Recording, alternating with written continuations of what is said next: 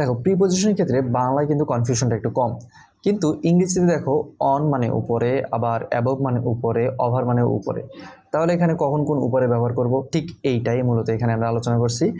আসসালামু আলাইকুম রহমতুল্লাহ, this is Mohammad Zahidul ইসলাম। আজকের আলোচনার বিষয় প্রিপজিশন। আলোচনার পূর্বে একটা প্রশ্ন, তুমি কি 80-20 রুল সম্পর্কে জানো, যেটাকে প্যারেটো প্রিন্সিপালও বলা হয়? সো এই রুল অনুযায়ী আমাদের আউটকাম এর 80% নির্ভর করে 20% এফোর্টের উপর। অর্থাৎ বিষয়টা কিছুটা এরকম যে তুমি যদি তোমার সিলেবাসের 20% কভার করে থাকো, অর্থাৎ নির্দিষ্ট 20% কভার করে থাকো, তাহলে তোমার পরীক্ষায় 80% মার্ক পাওয়ার সম্ভাবনা থাকে। এটা আসলে শুধুমাত্র পরীক্ষার ক্ষেত্রে নয়, এটা জীবনের যে কোনো ক্ষেত্রেই অ্যাপ্লাই করা, অ্যাপ্রক্সিমেটলি সব ক্ষেত্রেই অ্যাপ্লাই করা যায়। সো প্রিপজিশনের ক্ষেত্রেও কিন্তু এই রুলটাই অ্যাপ্লাই করা সম্ভব, এবং এই রুল অনুযায়ী আমরা সেই 20% প্রিপজিশন আজকে কভার করব, যেই 20% প্রিপজিশন কভার করার মাধ্যমে তোমরা প্রিপজিশনের 80% নলেজ গ্যাদার করতে সক্ষম হবা। প্রিপজিশনের আজকে আলোচনায় আমরা প্রিপজিশনকে 2 ধাপে শিখব। প্রথমটা হচ্ছে অবস্থান ভিত্তিক প্রিপজিশন এবং দ্বিতীয়টা হচ্ছে তুলনামূলক প্রিপজিশন। আর তোমাদের সময় যাতে নষ্ট না হয় সেজন্য টাইম স্ট্যাম্প ভিডিওতে দেওয়া থাকবে। I hope it will helpful for you. So without any further ado, let's get started. Preposition. আমরা আজকে প্রিপজিশনের বেসিক 20% শিখব, যে 20% দ্বারা আমাদের সিলেবাসের 80% কভার করা সম্ভব। সো প্রিপজিশন মূলত কি, এটাকে যদি আমি আরেকটু সুন্দরভাবে বলতে চাই, তাহলে যে সকল শব্দ মূলত সাধারণত নাউন বা প্রোনাউন এর সামনে বসে অন্যান্য সকল শব্দ এর সাথে ওই সকল নাউন বা প্রোনাউনের সম্পর্ক স্থাপন করে, সেগুলোকে বলা হচ্ছে মূলত প্রিপজিশন। সো এখানে দেখো একটা উদাহরণ দেওয়া আছে, the book is on the table. দেখো এখানে দ্য টেবিল এখানে একটা নাউন, তো এই নাউন এর সাথে দ্য বুক ইজ এই সকল শব্দগুলোর একটা সম্পর্ক স্থাপন করা হয়েছে এই বাক্যটাতে। তাহলে সম্পর্কটা স্থাপন করা হয়েছে কি, অন, অর্থাৎ উপরের শব্দটা দ্বারা। বইটি টেবিলের উপরে আছে। একইভাবে I bought some mango for you. তাহলে দেখো এখানে ফর শব্দটা ইউ প্রোনাউন এর পূর্বে বসে ইউ এর সাথে অন্যান্য যে বাকি শব্দগুলো রয়েছে সেই শব্দগুলোর একটা সম্পর্ক স্থাপন করছে। সো এই ছিল আমাদের প্রিপজিশনের একটা ইন্ট্রোডাকশন। এখন আমরা যদি প্রিপজিশন এর বাস্তবিক চিত্রগুলো যদি তুলে ধরতে চাই, তাহলে আসলে প্রিপজিশনের প্রথম যে ধাপটি রয়েছে অবস্থান ভিত্তিক প্রিপজিশন, সেই অবস্থান ভিত্তিক প্রিপজিশনটা হইলেই কিন্তু আমাদের অনেকাংশে প্রিপজিশনটা কভার হয়ে যায়। সো এখানে আমরা একটা চিত্র দেখতে পাচ্ছি, যে চিত্রে প্রিপজিশনের অবস্থান ভিত্তিক আলোচনা সুন্দরভাবে উপস্থাপন করা আছে এবং শর্টকাটে। এখানে আমরা যদি একদম বাম থেকে দেখি, তাহলে এখানে আছে হচ্ছে টু, এখানে অ্যারো চিহ্ন দ্বারা। আচ্ছা, তার আগে আমরা একটু আলোচনা করি নিই। এখানে যে হলুদ বলটা দেখা যাচ্ছে, এই হলুদ বলয়টা মূলত আমাদের কার্যক্ষেত্র, অর্থাৎ এটা আমাদের প্রধান কার্যক্ষেত্র, এবং এর পরিপ্রেক্ষিতেই আমরা সম্পূর্ণ প্রিপজিশনটাকে আলোচনা করব। তো এখানে দেখো এই কার্যক্ষেত্রের দিকে ধাবমান হচ্ছে কি এই টু শব্দটা, টু প্রিপজিশন দ্বারা। তাহলে কি কোনো কিছুর দিকে বোঝাচ্ছে, ঠিক আছে? তাহলে এর দিকে ধাবমান অবস্থা বোঝাচ্ছে। এখানে দেখো একটা রানিং সাইন দেওয়া আছে, এই রানিং সাইনটা দ্বারা বোঝানো হচ্ছে যে এটা হচ্ছে চলমান অবস্থায় আছে। তারপরে দেখো প্রিপজিশনের ক্ষেত্রে বাংলায় কিন্তু কনফিউশনটা একটু কম, কিন্তু ইংরেজিতে দেখো অন মানে উপরে, আবার অ্যাবভ মানে উপরে, ওভার মানে উপরে। তাহলে এখানে কখন কোন উপরে ব্যবহার করব, ঠিক এইটাই মূলত এখানে আমরা আলোচনা করছি, যে কোনো একটা অবস্থানের উপর যদি লাগালাগি অবস্থায় থাকে, কোনো একটা বস্তু কিংবা কোনো কিছুর উপর যদি লাগালাগি অবস্থায় থাকে, তাহলে সেখানে আমরা অন ব্যবহার করব। এবং যদি তার মধ্যে একটা গ্যাপ থাকে, অর্থাৎ যদি একটা নির্দিষ্ট একটা গ্যাপ থাকে কিংবা অনির্দিষ্ট হতেই পারে, তো সেই গ্যাপ থাকলে আমরা সেখানে আমরা ওভার অথবা অ্যাবভ ব্যবহার করব। যেমন the plane is flying over my head, এখানে আমার মাথা এবং প্লেনের মধ্যে অবশ্যই একটা গ্যাপ রয়েছে। তারপরে আমরা যদি আরেকটা দেখি, যে এই যে কোনো একটা কার্যক্ষেত্র থেকে অর্থ প্রকাশ করা হচ্ছে, যে এই যে আমাদের কার্যক্ষেত্রে বলয়, সেই বলয় থেকে দূরে, বলয় থেকে কোনো দিকে যাওয়া হচ্ছে বা বলয় থেকে অর্থ প্রকাশ করতেছে, অর্থাৎ ফ্রম মানে আমাদের থেকে, অর্থাৎ বলয় থেকে। তার আগে একটা সুন্দর কথা হচ্ছে, তোমরা চাইলে এইটার একটা স্ক্রিনশট নিয়ে নিতে পারো, আশা করি এটা তোমাদের জন্য মোটামুটি হেল্পফুল হবে। তারপরে দেখো কার্যক্ষেত্রের মাঝে যদি স্থির অবস্থায় কোনো একটা কিছু থাকে, এই যে আমাদের কার্যক্ষেত্র, এই যে আমাদের কার্যক্ষেত্রে বলয়, অর্থাৎ কোনো একটা জায়গার মধ্যে, অর্থাৎ মধ্যে অর্থে যদি স্থির অবস্থায় বোঝায়, তাহলে আমরা সেক্ষেত্রে ইন ব্যবহার করব। এবং কোনো একটা নির্দিষ্ট জায়গার মধ্যে যদি প্রবেশ করা বোঝায়, অর্থাৎ প্রবেশ করতেছে বোঝাচ্ছে কিংবা ভিতরে চলমান অবস্থা বোঝাচ্ছে, তাহলে সেক্ষেত্রে আমরা ইনটু ব্যবহার করব। যেমন the teacher is entering into the classroom, এখানে আসলে প্রবেশ করতেছে, আমরা কিন্তু সবসময় ইন্টার শব্দটার পূর্বে ইনটুই ব্যবহার করব, অর্থাৎ প্রবেশ করতেছে, প্রবেশ করা বোঝালে কিংবা চলমান মাঝখানে ভিতরে চলমান অবস্থা বোঝালে সেক্ষেত্রে আমরা এখানে ইনটু শব্দটা ব্যবহার করব, ইনটু প্রিপজিশন ব্যবহার করব।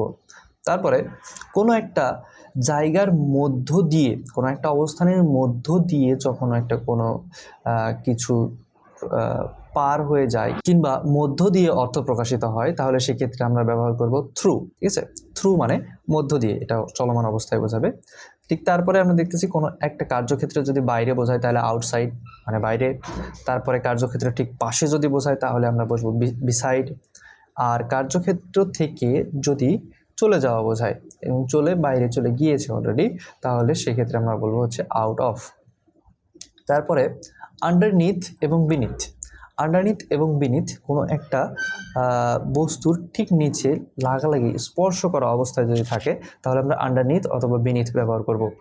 এবং ডাউন ব্যবহার করব ঠিক নিচেই, এটা লাগালাগি অবস্থায় থাকতেও পারে নাও থাকতে পারে, কিন্তু সেটা কিছুটা চলমান অবস্থা বোঝায়।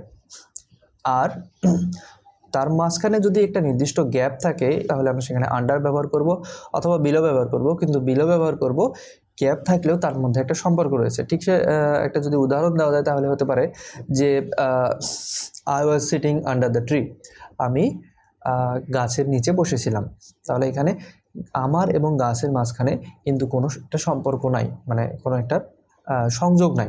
কিন্তু যদি বলা হয় যে the root is below the tree, তাহলে শিকড়গুলো, the roots are below the tree, শিকড়গুলো গাছের নিচেই অবস্থিত। তাহলে এখানে দেখো শিকড়ের সাথে গাছের একটা সম্পর্ক হয়েছে, সেই জন্য আমরা বিলো শব্দটা ব্যবহার করছি, বিলো প্রিপজিশনটা ব্যবহার করছি। আশা করি অবস্থান সম্পর্কিত প্রিপজিশন সম্পর্কে তোমাদের মোটামুটি ধারণা হয়ে গেছে। তারপর আমরা আসতেছি প্রিপজিশন ইন কম্প্যারিজন, অর্থাৎ তুলনামূলক প্রিপজিশন। তুলনামূলক প্রিপজিশনে মোটামুটি একটু আলোচনা করবো আমরা। তো প্রথমে আসতেছে আমাদের ইন এবং অ্যাট। তো এর আগে যে আলোচনাগুলো করলাম আমরা ঠিক ওই ধরনের আলোচনা নয় আসলে। আর একটা কথা কি, প্রিপজিশনের অবস্থান অনুযায়ী এক এক ধরনের প্রিপজিশনের বিভিন্ন অর্থ তৈরি হতে পারে। তো এখানে আমরা ইন এবং অ্যাট এর এখানে লেখা আছে ছোট স্থানের পূর্বে আমরা অ্যাট ব্যবহার করব এবং বড় স্থানের পূর্বে আমরা ইন ব্যবহার করব। আর যদি এমনিতেই শুধু একটা স্থানে থাকে এবং তোমরা যদি বুঝতে পারো যে হ্যাঁ এটা একটা বড় স্থান বোঝাচ্ছে, তাহলে সেখানে তোমরা সিম্পলি অ্যাট দিয়ে ইন দিয়ে ফেলবা। তাহলে দেখো এখানে I live dash Lalbagh dash Rangpur. তাহলে দেখো এখানে লালবাগ এবং রংপুরের মধ্যে কি বোঝানো হচ্ছে?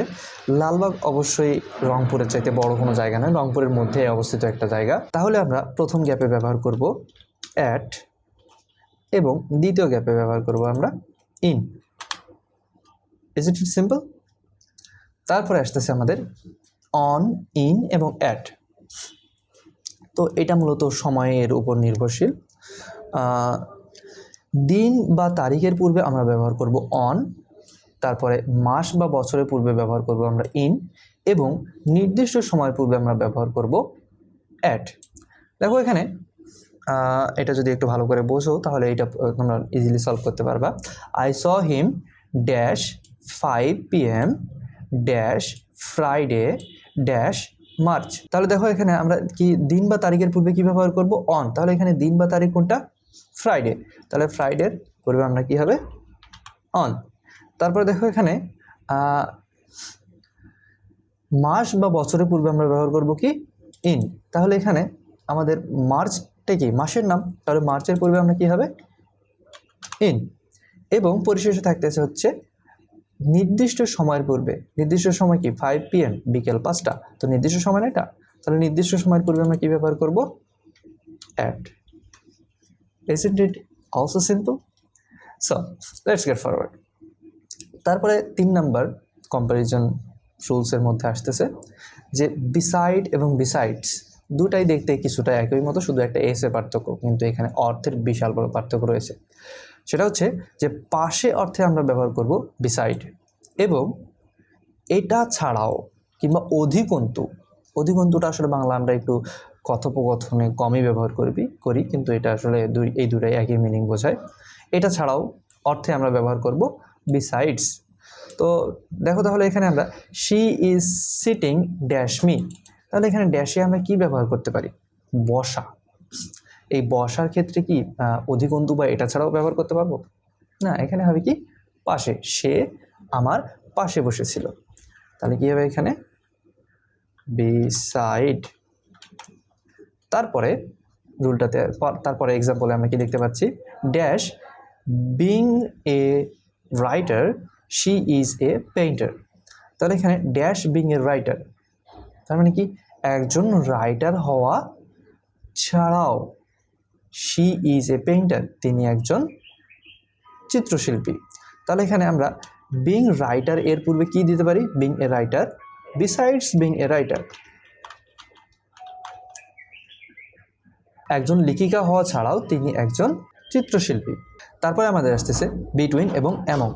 তো দেখো বিটুইন এবং অ্যামং দুইটারই মানে কিন্তু মধ্যে, কিন্তু এক্ষেত্রে দুই ধরনের শব্দ ব্যবহার করার কারণ হচ্ছে যে বিটুইন আমরা ব্যবহার করব দুই এর মধ্যে বোঝাতে, অর্থাৎ দুইটা ব্যক্তি কিংবা বস্তু এর মধ্যে বোঝাতে আমরা ব্যবহার করব বিটুইন, এবং দুই এর অধিক যদি হয়ে যায় তাহলে আমরা তখন সেগুলোর মধ্যে বোঝাতে ব্যবহার করব অ্যামং। ঠিক আছে, দেখো এখানে divide the mango dash Rashed and রূপস, তাহলে এখানে রাশেদ এবং রূপস কয়জন বোঝাচ্ছে? দুইজন, তাহলে এখানে আমরা কি ব্যবহার করব বিটুইন, তাই না? তারপরে আসতেছে আমাদের we will distribute the blankets dash all the villagers, এখানে অল দ্য ভিলেজার্স বলতে কি অবশ্যই দুইজনের বেশি থাকছে না, তাহলে এখানে আমরা এই সকল কম্বলগুলো বিতরণ করব সকল গ্রামবাসীদের মধ্যে। এর আগেও আমরা মধ্যে কথাটা নিয়ে আসছি, এখানেও আমরা মধ্যে কথাটা নিয়ে আসছি, কিন্তু এই ক্ষেত্রে আমরা যার মধ্যে আছে সেগুলো কিনা দুই এর বেশি সংখ্যক ব্যক্তি, ঠিক সেই কারণে এখানে আমরা ব্যবহার করতেছি অ্যামং, অ্যামং। তাহলে এখানে অ্যামং মানের মধ্যে, বিটুইন মানের মধ্যে, কিন্তু দুইয়ের মধ্যে বোঝাতে বিটুইন এবং দুইয়ের অধিকের মধ্যে বোঝাতে অ্যামং। তারপরে আমাদের 5 নাম্বার এবং আজকের কম্পারেটিভ প্রিপোজিশন আলোচনার সর্বশেষে আসতেছে বাই এবং উইথ। তো বাই এবং উইথ দুইটার মানেই কিন্তু এক্ষেত্রে দুইটার মানেই কিন্তু দ্বারা বোঝাচ্ছে। কোনো কাজ যে ব্যক্তির দ্বারা করা হয় তার পূর্বে আমরা বাই ব্যবহার করব, অর্থাৎ একটা কাজ যখন করা হচ্ছে, তোমরা ভয়েসে অবশ্যই দেখছো যে আমরা বাই কখন কখন ব্যবহার করছি। কোনো একটা কাজ কোনো ব্যক্তির দ্বারা যখন করা বোঝায় তখন সেই ব্যক্তির অবজেক্টিভ ফর্মের পূর্বে আমরা বাই ব্যবহার করব, এবং যে বস্তু বা যন্ত্রের সাহায্যে করা হয়, যে বস্তু বা যন্ত্রের দ্বারা করা হয় তার পূর্বে আমরা উইথ ব্যবহার করব। দেখো এখানে দ্য টাইগার ওয়াজ কিল্ড, বাঘটিকে মেরে ফেলা হলো, ড্যাশ দ্য হান্টার